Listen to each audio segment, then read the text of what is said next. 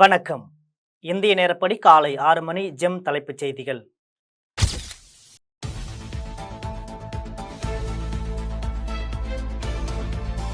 மூன்றாவது முறையாக பதவியேற்ற பின் பிரதமர் நரேந்திர மோடி வருகிற 21ஆம் தேதி அமெரிக்கா பயணம். குவாட் உச்சி மாநாட்டில் பங்கேற்பு.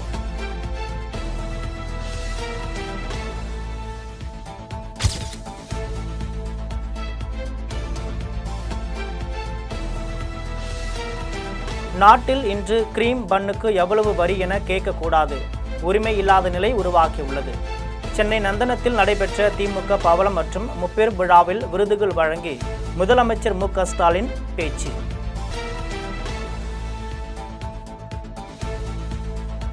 இன்னைக்கு கிரீம் பண்ணுக்கு எவ்வளவு வரி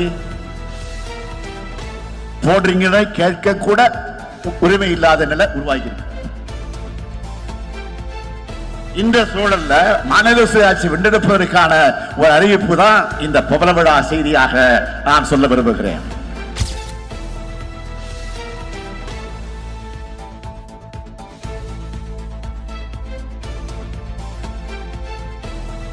எழுபத்தைந்து ஆண்டுகளாக கொள்கை மாறாத ஒரே இயக்கம் திமுக தான். அமைச்சர் துரைமுருகன் தகவல்.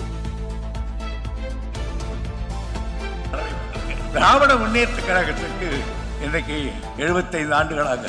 இந்த 75 ஆண்டுகள் திராவிட முன்னேற்ற கழகத்துக்கு நம்முடைய பாட்டன் கட்சிக்கு சேர்த்து வெள்ளடை வேந்தர் தியாகராயர் அறிவித்த 1916ஆம் ஆண்டு பிராமண அல்லாதார் மசோதா அறிக்கையை வைத்தால் 100 ஆண்டு காலமாகிறது.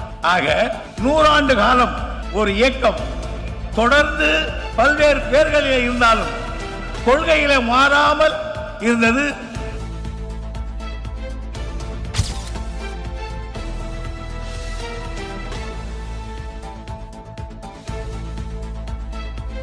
ராகுல் காந்திக்கு எதிராக அநாகரிக விமர்சனம். பாஜக தலைவர்களுக்கு கண்ணியத்தை கற்றுக் கொடுக்குமாறு பிரதமர் மோடிக்கு காங்கிரஸ் தலைவர் மல்லிகார்ஜுன கார்கே கடிதம்.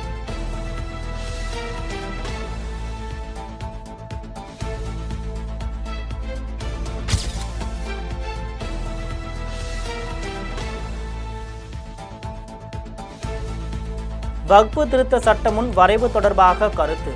இந்து முஸ்லிம் அமைப்புகள் QR கோடு வழியாக ஆதரித்தும் எதிர்த்தும் தொடரும் டிஜிட்டல் யுத்தம் தற்போது மின்னஞ்சலுக்கு பரவியது.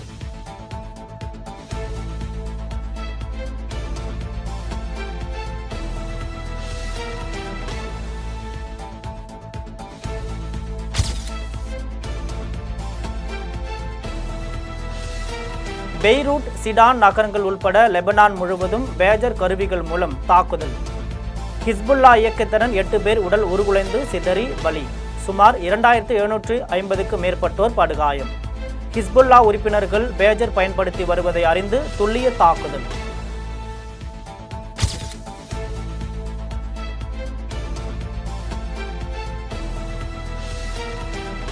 லெபனானில் நடத்தப்பட்ட பேஜர் குண்டுவெடிப்பு தாக்குதல்களுக்கு இஸ்ரேல் ராணுவமே காரணம் என லெபனான் அரசு மற்றும் ஹிஸ்புல்லா இயக்கம் குற்றச்சாட்டு.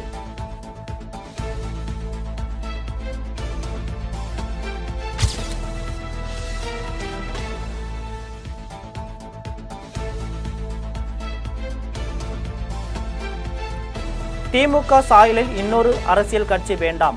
தாவேக தலைவர் நடிகர் விஜய் மீது புதுவை முன்னாள் ஆளுநர் தமிழிசை தாக்கு.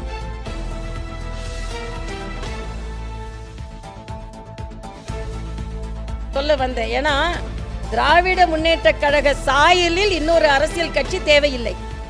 தேசிய சாயலில் தான் இனிமே மாற்றி வர வேண்டும். நாங்க ஒருவேளை தம்பி விஜய் வேற மாதிரி போவாரோ பயணிப்பாரோ நினைச்சு கொண்டிருந்தேன்.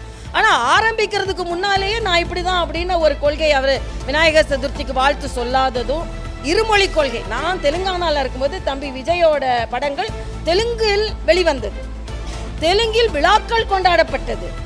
ஆக உங்களின் வியாபாரத்திற்கு பல மொழி தேவை, ஆனால் மக்களின் படிப்பிற்கு பல மொழி தேவையில்லை.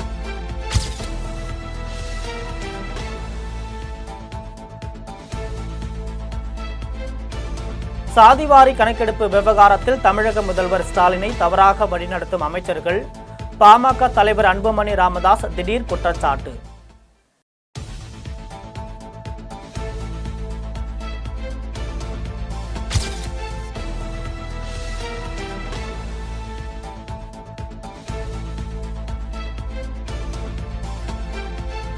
விடுதலை சிறுத்தைகள் கட்சியின் மது ஒழிப்பு மாநாட்டுக்கு வாழ்த்துக்களை தெரிவித்துக் கொள்கிறோம்.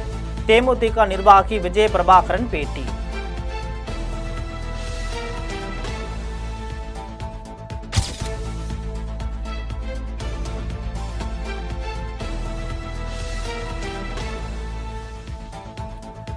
புல்டோசர் நடவடிக்கை அக்டோபர் 1ஆம் தேதி வரை நீதிமன்ற உத்தரவு இல்லாமல் வீடுகளை இடிக்க தடை. உச்சநீதிமன்ற நீதிபதிகள் கவாய் விஸ்வநாதன் அமர்வு அதிரடி உத்தரவு. பாஜக முதலமைச்சர்கள் நடவடிக்கைக்கு பின் அடைவு.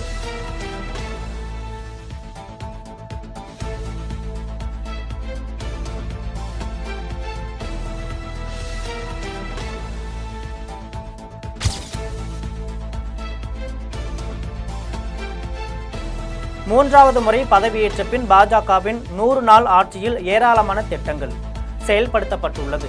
வக்பு திருத்த சட்டம் நாடாளுமன்றத்தில் விரைவில் நிறைவேற்றப்படும். மத்திய உள்துறை அமைச்சர் அமித்ஷா மீண்டும் உறுதி.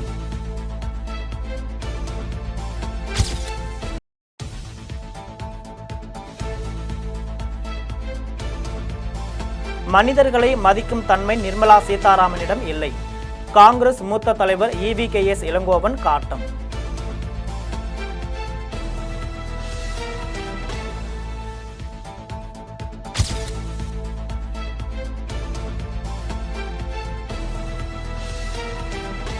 வாரணாசி அருகே இந்து சாதுவை கொன்ற 10 வயது சிறுவர்களை பிடித்து போலீசார் தீவிர விசாரணை. சட்டம் ஒழுங்கு குறித்து முதல்வர் யோகிக்கு சமாஜ்வாதி தலைவர் அகிலேஷ் யாதவ் கேள்வி.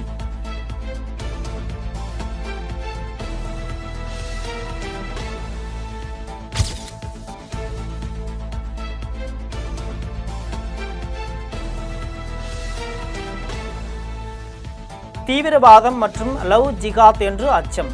ஷிம்லா, மாண்ட், குல்லு பகுதியில் வெளி இடங்களை சேர்ந்தவர்கள் குடியேற எதிர்ப்பு தெரிவித்து சாதுக்கள் உள்பட உள்ளூர் மக்கள் போராட்டம்.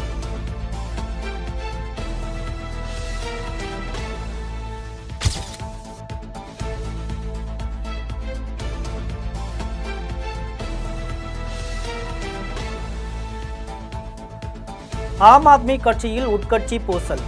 விரைவில் பதவியேற்க உள்ள அதிஷி ரப்பர் ஸ்டாம்ப் முதல்வராக இருப்பார். அவரது குடும்பத்தினர் பயங்கரவாதி அப்சல் குருவை டெல்லி முதல்வராக முயற்சி செய்தனர். மேலவை உறுப்பினர் ஸ்வாதி மாலிவால் பகிரங்க குற்றச்சாட்டு. கட்சிக்கு துரோகம் செய்பவர் MP பதவியிலிருந்து விலக நிர்வாகிகள் வலியுறுத்தல்.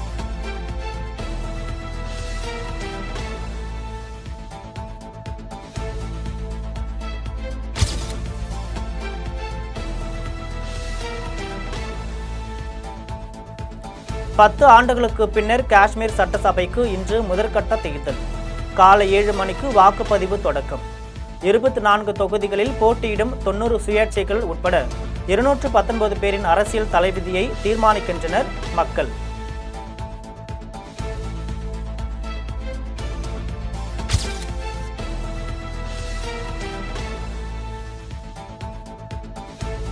தேர்தலுக்கு பின்னர் தீவிரவாதிகளை சிறையில் இருந்து விடுதலை செய்ய ராகுல் காந்தி.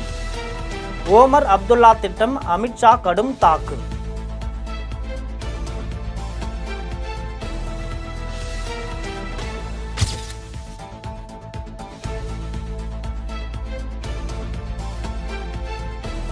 காஷ்மீருக்கு சிறப்பு அந்தஸ்து வழங்கும் 370வது பிரிவை மீண்டும் கொண்டு வர முடியாது என்பதற்கு கடவுளின் முடிவு அல்ல. மோடி, அமித்ஷாவுக்கு தேசிய மாநாட்டு கட்சி துணைத் தலைவர் ஓமர் அப்துல்லா பதிலடி.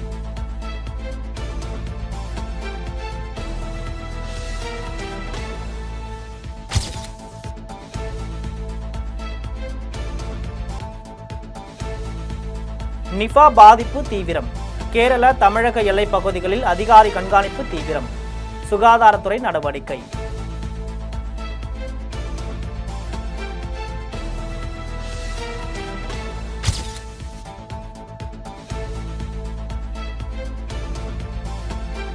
நூறு நாட்களில் ரூபாய் 15 லட்சம் கோடிக்கு திட்டங்கள்.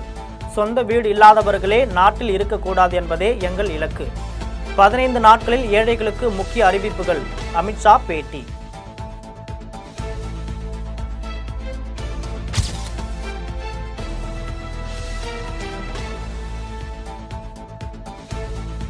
பெரியாருக்கு விஜய் மரியாதை. தாவேக தலைவர் நடிகர் விஜய் தவறான வழியில் போவது வருத்தமாக உள்ளதாக இயக்குனர் மோகன்ஜி கருத்து. யார் சார் வேணாம் சொல்லுவாங்க? நல்ல விஷயம்தான். தமிழ்நாட்டுக்கு ஒரு புது தலைவர், இளைஞர்களுக்கு பிடிச்ச ஒரு தலைவர் உருவாகிறது நல்ல விஷயம்தான். விஜய் சாரும் அதே ரூட்லேயே போகிறாரு, தப்பான ரூட்டில் போகிறாரோன்னு வருத்தமாக இருக்குது. இந்த 2-3 நாளாக அவர் விநாயகர் சதுர்த்திக்கு வாழ்த்துக்கள் சொல்லாதது, ஓணம் பண்டிகைக்கு வாழ்த்துக்கள் சொன்னது கொஞ்சம் வருத்தமாக இருக்குது.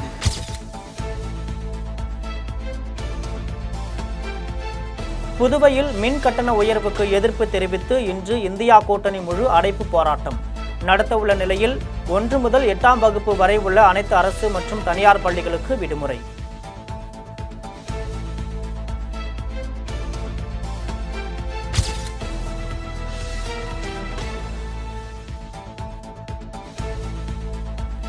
குமரி மாவட்டத்தில் கொடூரம். இரணியல் அருகே பெற்ற மகளை பாலியல் வன்கொடுமை செய்த தந்தை போக்சோவில் கைது.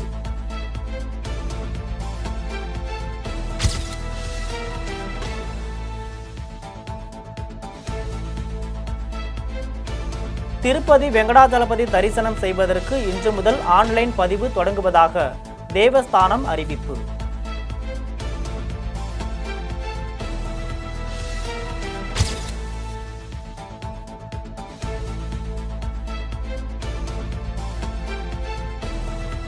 பழனி முருகன் கோவில் பஞ்சாமிர்தம் காலாவதி தேதி 15லிருந்து 30 நாட்களாக உயர்த்தப்பட்டுள்ளதாக தகவல்.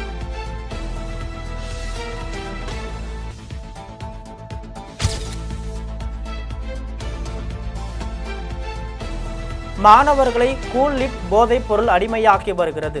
கர்நாடகாவை சேர்ந்த 3 நிறுவனங்களை தாமாக முன்வந்து எதிர் மனுதாரராக சேர்த்து அவர்களுக்கு நோட்டீஸ் அனுப்ப உயர்நீதிமன்ற மதுரை அமர்வு உத்தரவு.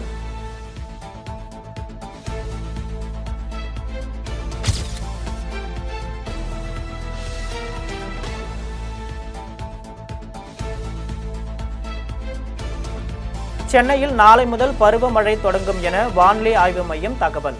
முன்னெச்சரிக்கை நடவடிக்கைகள் தீவிரம்.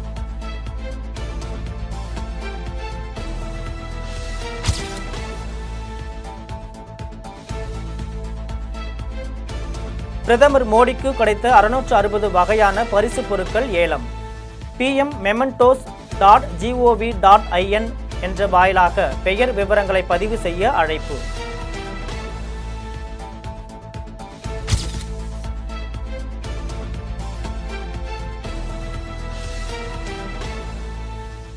உத்தரகாண்ட் நிலச்சரிவில் சிக்கி தவித்த தமிழக ஆன்மீக சுற்றுலா பயணிகள் 17 பேர் விமானத்தில் தமிழகம் திரும்பினர். ராணுவத்தினர் உதவியால் உயிர் தப்பினோம் என கண்ணீர்.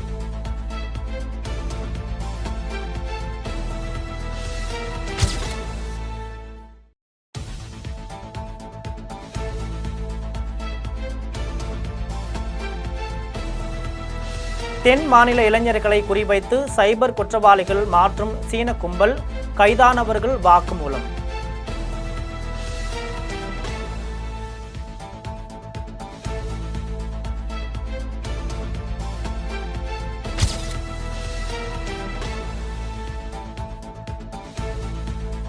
இலக்கை நிர்ணயித்து கிரிக்கெட் மீதான காதலை இழக்க விரும்பவில்லை. ஓய்வு குறித்து வெளிப்படையாக பேசிய ரவிச்சந்திரன் அஸ்வின்.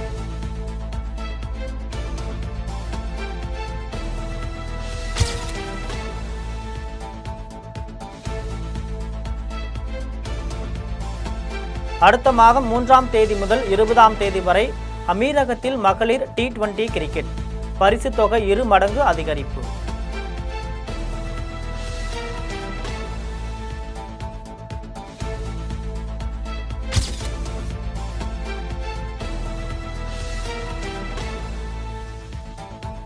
ஆசிய சாம்பியன்ஷிப் ஹாக்கி தொடரில் இந்திய அணி சாம்பியன் பட்டம் வென்று அசத்தல்.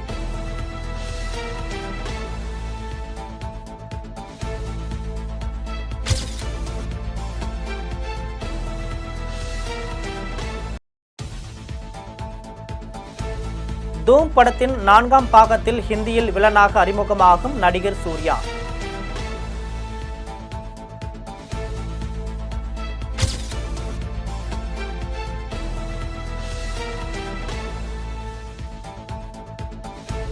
தமிழ் நடிகை கீர்த்தி சுரேஷ் கடந்த ஆண்டு வருமானம் சுமார் 120 கோடி என தகவல்.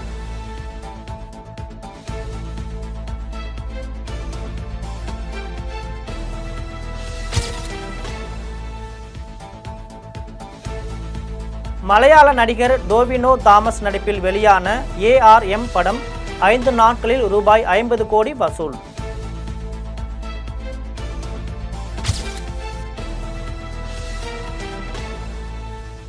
வங்கதேசத்தில் அரசியலில் நிலையற்ற தன்மை நிலவும் போது இந்துக்கள் உள்ளிட்ட சிறுபான்மையினர் மீது தாக்குதல்.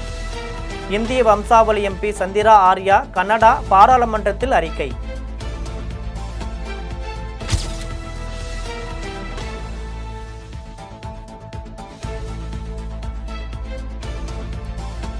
மேற்கு ஆப்பிரிக்க நாடான மாலியன் தலைநகரில் உள்ள இராணுவ பயிற்சி முகாம் மீது தீவிரவாதிகள் தாக்குதல்.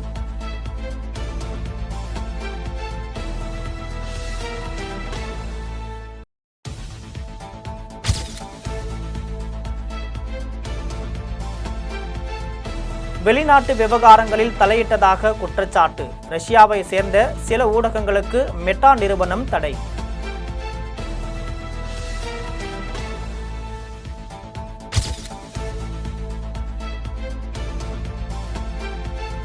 தென் சீன கடலில் உருவான யாகி புயல் தாக்கியதில் மியான்மரில் பலியானோர் எண்ணிக்கை 226ஆக உயர்வு.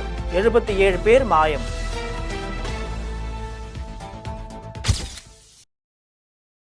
இத்துடன் ஜெம் செய்திகள் நிறைவடைகின்றன. மீண்டும் ஜெம் செய்திகள் காலை 8:30 மணிக்கு. உடனுக்குடன் செய்திகளை காண GemLive.tv என்ற இணையதளத்தில் இணைந்திருங்கள். நன்றி, வணக்கம்.